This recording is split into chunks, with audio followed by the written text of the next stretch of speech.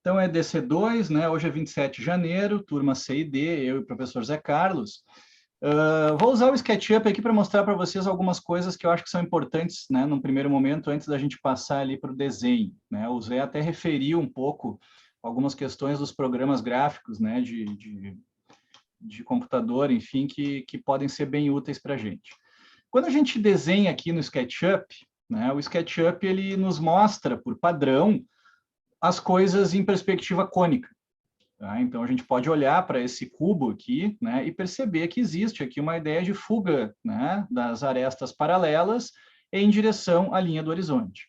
Porém, né, a gente pode mudar isso a qualquer momento aqui no SketchUp, passando isso para o modo de projeção paralela, onde a gente vai ter, né, uma vista em isometria, né, ou maxonometria, enfim, né, como a gente preferir, né, ou até mesmo fazendo uso dessas casinhas aqui, a gente pode enxergar o objeto nas suas diversas vistas planas, né, em projeção ortogonal. Então, essas projeções, a projeção paralela e a projeção em perspectiva cônica, né, são basicamente as duas maneiras que a gente tem para representar os objetos em 3 dimensões, seja no computador, seja à mão. Né? Então, eu vou voltar aqui para o modo que ele chama de perspectiva, tá? Que é o que, na verdade, corresponde à perspectiva cônica, e vou forçar um pouco aqui uma certa distorção através da ferramenta aqui do campo de visão. Tá? Eu vou forçar essa distorção aqui, o campo de visão está em 35 graus, tá? Eu vou ampliar bastante ele aqui assim, ó, né? Para a gente ter uma perspectiva mais distorcida, né? E vou olhar isso aqui um pouco de baixo, assim, também. Com isso, o que a gente percebe, né? Deixa eu pegar aqui as ferramentas de desenho do Zoom aqui para poder mostrar algumas coisas para vocês. Essa linha imaginária que divide o céu e a terra é a linha que a gente chama, né, de linha do horizonte. Tá? Então, vou só anotar aqui do lado, né? Essa aqui é a linha do horizonte, LH. E é na linha do horizonte que estão contidos os pontos de fuga. Né? Se eu puxar uma linha paralela aqui, deixa eu só pegar uma linha mais fina. Essa aqui ficou meio grossa demais. Ó, se eu puxar aqui uma linha, né, alinhada, né, com aquela aresta superior ali, e uma outra linha alinhada com essa aresta inferior aqui, essas linhas vão convergir para um ponto que está sobre a linha do horizonte, que é um dos pontos de fuga. Né? Então, a gente tem um ponto de fuga aqui à esquerda. Mesma coisa vai acontecer, ó, lá do outro lado. E nesse caso aqui do SketchUp, né, tá aqui o outro ponto de fuga, existe também aqui, graças a essa distorção, um terceiro ponto de fuga, né, que vai acontecer lá para cima, né, essas linhas aqui eu não vou conseguir mostrar aqui na tela do computador, né, elas vão parar fora da tela, digamos assim, mas isso aqui também está fugando, né, em direção ao céu, né, digamos assim. Então, seria um terceiro ponto de fuga. Né? A perspectiva com a qual a gente vai trabalhar aqui em DC2, né, Zé, ela não tem o terceiro ponto de fuga. A gente trabalha com as linhas verticais e apenas 2 pontos de fuga. Aqui no SketchUp, se a gente escolher essa opção aqui, ó, perspectiva de 2 pontos, ele transforma essa perspectiva, né, em algo que não tem mais, né? Vocês podem ver ali, ó, que não estão coincidindo mais as linhas vermelhas, essas que eu tinha desenhado, né? E as linhas verticais, elas são exatamente verticais. Tá? Então, é assim que a gente vai trabalhar aqui na disciplina de DC2. Como o Zé já tinha dito, é como se o observador estivesse olhando para frente com os olhos horizontalmente alinhados em relação ao solo, sem movimentar o pescoço nem para cima e nem para baixo. Então, o pescoço está reto, né? A pessoa está ereta, assim, olhando naquela direção, e aí não existe a fuga em direção ao céu, nem em direção ao solo. Tá? Então, a gente vai trabalhar aqui com a perspectiva que tem 2 pontos de fuga e linhas verticais. Zé, não sei se tu queres complementar alguma coisa sobre essa rápida explicação aí. É perfeito. E apenas que o método ele tende a ser uma forçação de barra, né? Em algumas situações, porque a gente, dependendo da proximidade de um edifício, dependendo da altura do edifício, por exemplo, um edifício de 10 andares a 5 metros de distância. Obviamente, a gente não consegue apreender com os olhos toda a altura de um edifício de 10 andares a 5 metros de distância. Se a gente olhar como o Pita falou, olhar reto e para frente. Se a gente quiser usar o método renascentista, a gente vai forçar a barra e fazer toda a altura do prédio como se a gente estivesse olhando. É possível pelo método. Mas se a gente quisesse, na experiência empírica da gente, vivenciando o ambiente, a gente teria que levantar o pescoço, olhar para cima e assim por diante. Isso essa é a forçação de barra do método que vocês vão ter que se acostumar. E é interessante, se tiverem dúvidas, perguntarem. Perfeito. Eu vou colocar aqui forcei a barra aqui numa distorção, né, super grande aqui, ó, né? Isso. Mas para mostrar para eles, né, que na perspectiva com 2 pontos, né, se o observador ele tiver olhando isso muito de baixo, a gente vai começar a ter perspectivas muito pontudas, assim, né? Muito bicudas, enfim, ó. Perfeito. Né? Alguma coisa assim, né? Que na verdade deixa eu aproveitar né? Fala. isso. Deixa eu aproveitar essa tua imagem, ó. Aquela imagem que o Pita... Isso. Essa imagem deformada, ó, que quando a gente olha de baixo para cima e enxerga e imagina um ponto de fuga no céu, quer dizer, vocês podem imaginar os elementos da cônica como se for... Vocês sabem o que é um limbo de bússola, né? Onde estão inscritos uma espécie de partitura das regras da bússola, né? A alça de mira da bússola, a vertical e a horizontal e assim por diante. Se vocês tivessem isso inscrito nos olhos de vocês, vocês identificariam lá em cima, vocês têm ali, ó, separando o verde do azul, o horizonte real. Vocês teriam nesse limbo dos olhos um horizonte virtual, lá em cima, quando giram a cabeça. E esse fuga estaria lá, nesse horizonte virtual. Uhum. Exatamente isso, né? Tem como desenhar perspectivas à mão com mais de 2 pontos de fuga, né? Definir a posição de um terceiro ponto, mas é uma regra que já está, digamos assim, abandonada, né, no ensino do desenho na faculdade de arquitetura, Sim. Porque é uma coisa muito trabalhosa e que não gera bons resultados práticos. A ideia aqui da DC2 não é que vocês façam desenhos tecnicamente ou geometricamente perfeitos, né? A ideia é que vocês explorem o desenho da perspectiva para conseguir conceber projetos, né? Então, esse aqui é o nosso maior Perfeito. Objetivo, tá? Então, deixa eu dar um stop aqui no compartilhamento de tela e vamos passar aqui para o desenho à mão, tá? Eu vou colocar isso aqui no modo Spotlight para que vocês possam enxergar. Deixa eu liberar um pouquinho aqui a minha mesinha de desenho. Isso aqui é uma mini mesa de desenho, né, gente, que tem até uma reguinha paralela aqui, né, para poder usar junto com esquadros, né, uma coisa vintage, né, professor Zé Carlos, né, uma coisa das antigas, né, das antigas. A minha filha pequena ganhou uma caixa daquelas da Corales, sabe? Sim. Com uma caixa de madeira que tem uma régua paralela por fora. Ah, que legal. Muito legal, né? Porque tu abre a caixa e ela tem uma regulagem para deixar a inclinação para... Muito bom. Aquilo ali para desenho de rua é ótimo, né? É um notebook, né? Um notebook analógico. Isso, maravilhoso. Notebook analógico. Deixa eu tentar aproximar um pouquinho o zoom aqui, ó. Muito bem, então vamos lá, né? Deixa eu mostrar para vocês algumas coisas aqui que eu acho que são importantes antes da gente recomeçar a desenhar. Só uma rápida recapitulação, assim, né, gente? No desenho que vocês fizeram lá na disciplina de DC1, tá? Lá vocês tinham um observador, que estava olhando perpendicularmente aos objetos, né, aos objetos observados.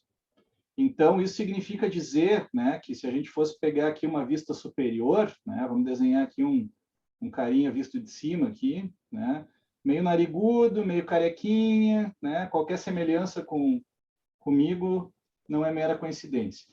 Esse cara aqui está olhando para um objeto perpendicularmente a esse objeto, né, e esse objeto está colocado, digamos assim, paralelo, né, ao plano do quadro numa vista superior.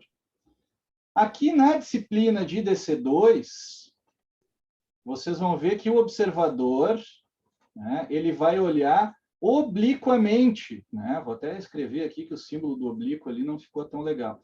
Ele vai ficar olhando obliquamente aos objetos.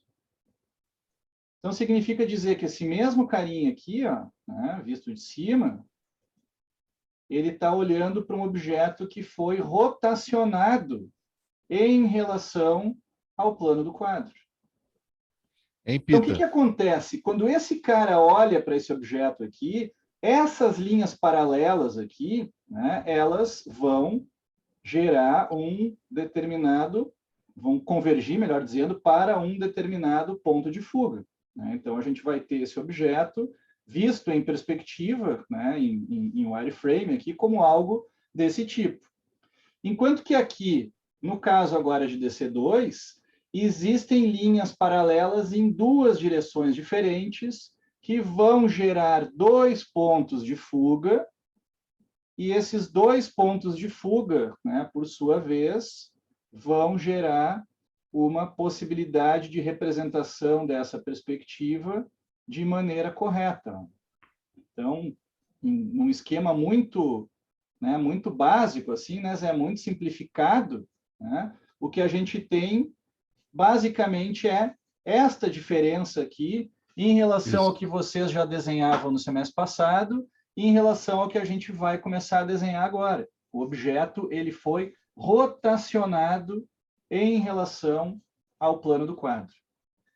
E esse ângulo, né, de rotação do objeto, ele pode ser qualquer um, né? A gente vai usar aqui na disciplina de DC2 os ângulos de 30 e 60 graus, né? Que até não está bem na proporção correta aqui, né? Seria uma coisa um pouco mais assim, né? O 30 e o 60, porque são ângulos que vocês conseguem extrair do próprio esquadro, né? 30 graus para um lado, 60 graus para o outro, ou mesmo fazer uma marcação ali em croquis que a gente oportunamente vai mostrar para vocês, né, uma sugestão ali de como fazer isso.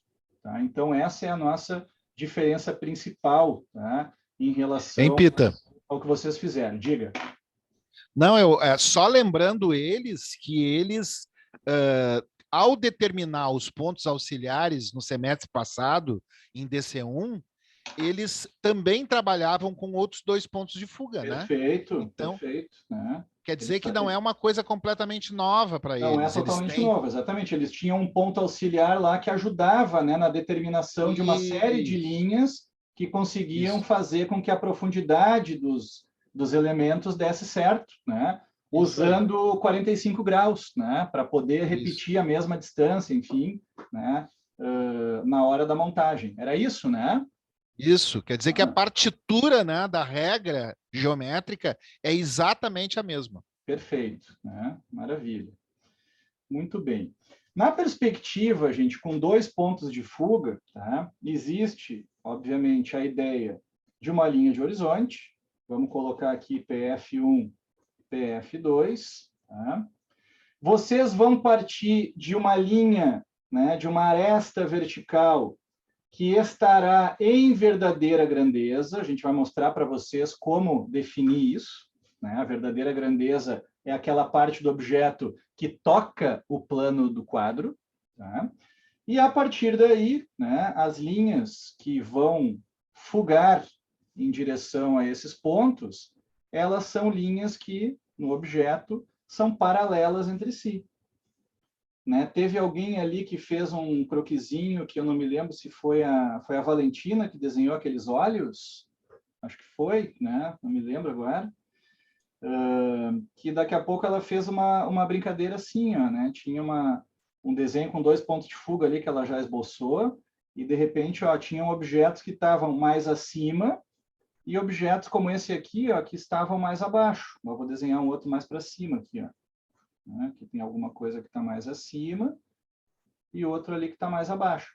Então, os pontos de fuga, né, eles são os mesmos para todas as partes do desenho que são paralelos entre si. Vou reforçar aqui algumas linhas agora, né, como se fossem 3 prismas sobrepostos aqui, ou um objeto que está explodido, enfim, ou até mesmo o mesmo objeto, sei lá, visto de três ângulos diferentes, assim, Refletido, simultaneamente, talvez. né? Oi?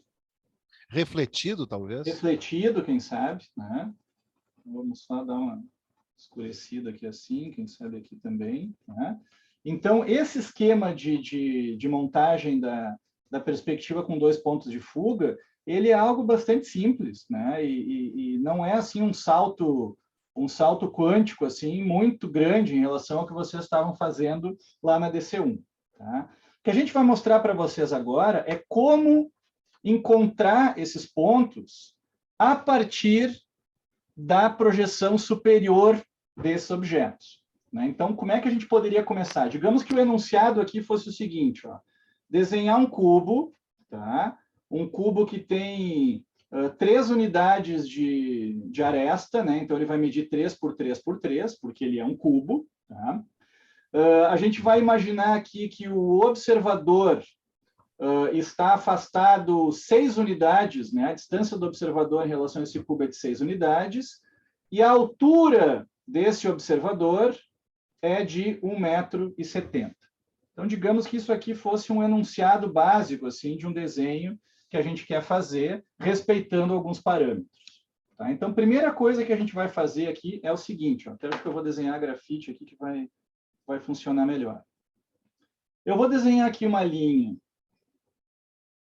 que corresponde ao plano do quadro e que está em uma vista superior. Tá? Eu estou vendo esse plano de cima. Então, visto de cima, ele é uma linha. Tá? E esse plano do quadro, ele é totalmente, né, congruente com a linha do horizonte, né, que vai estar acumulada aqui em relação a esse plano. Vou posicionar aqui um objeto, né, a 30, 60 graus. Quem quiser usar um esquadro aí para, né, se apoiar, né, pode usar. Mais adiante a gente mostra para eles aquele esquema da divisão do ângulo, né, Zé, que eu acho que sempre é legal assim de Sim. mostrar. Então vou marcar aqui rapidamente um 30, 60 aqui, né? E esse objeto aqui, eu falei em 3 unidades, eu vou desenhar ele com 3 centímetros aqui. 3 centímetros por 3 centímetros, tá? Então, esse quadrado aqui, ele é o cubo visto de cima, tá? Ele é o cubo visto de cima. Marquei 60 graus para cá, 30 graus para lá. Ângulos complementares, né? Obviamente, aqui no meio tem que ser 90 graus. O observador, tá? O observador, gente, ele pode estar em qualquer lugar aqui. Ele pode estar mais para um lado, mais para o outro e tal. O que a gente recomenda para vocês, num primeiro momento? Façam o observador alinhado com a aresta do objeto que toca o plano do quadro. Tá? Aquele cantinho ali, aquele ponto ali, é o que está em verdadeira grandeza. Tá? Vocês já vão ver para que serve isso. Distância do observador, 6 unidades. Tá? Então, vou botar esse cara aqui a 6 unidades. Né? Esse aqui, como bem diz o Zé, né, é o centro óptico do observador. Né? Na verdade, isso aqui é uma abstração que a gente utiliza, porque nós temos 2 olhos, enfim. Então, a imagem que a gente forma no nosso cérebro, ela é fruto dessa espacialidade, assim, né? Para justamente acentuar a questão da profundidade. Mas aqui é como se fosse uma coisa meio ciclópica, assim, né, Zé? O observador né, é um olho no meio, né? É um Muito olho no bom. meio, tá? Então, o que vai acontecer aqui? Ó? A gente vai... Acho que alguém abriu o áudio sem querer aí, deu um eco na minha voz aí. A gente vai Esse projetar... negócio é inexplicável, né? Esse negócio de áudio, porque eu tô com o meu aberto e não acontece nada. Sim, mas de repente, não sei, né? Alguém estava com 2, não sei, né? Proximidade, né? Alguma coisa assim, pode ser. Eu vou projetar uma linha, atenção, ó, vou projetar uma linha do observador paralela com o objeto para esse lado aqui, e vou projetar outra linha do observador paralela ao objeto para esse lado aqui. Por que tem que ser paralelo? Porque isso corresponde à posição dos pontos de fuga lá na vista superior. E paralelo porque as paralelas elas vão fugar, né, para esse ponto na perspectiva. Tá? Feito isso, tá? Agora vou tentar deixar bem claro aqui para ninguém se confundir. Né? Em Pita. Diga.